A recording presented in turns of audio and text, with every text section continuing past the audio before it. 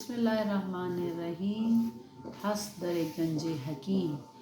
من یه مدتی هست که با آقای دکتر آزمون از کشور عزیزمون افغانستان آشنا شدم و متوجه شدم که ایشون چه استاد بزرگی هستند، چه کتاب های خوبی دارند و چه مقالات خوبی نوشتند. ایشون در همایش بین المللی صلح و تعالی در اندیشه اقبال به شهر لاهور تشریف آوردن، میهمان ما بودن و همینجا با ایشون آشنایی اصلی پیدا کردم و احساس کردم که شعرهای خوب رو میخونن و در این مدتی که در این همایش بودن ما از حضور ایشون، از علم ایشون، از فهم ایشون، از دانش ایشون کلی استفاده کردیم.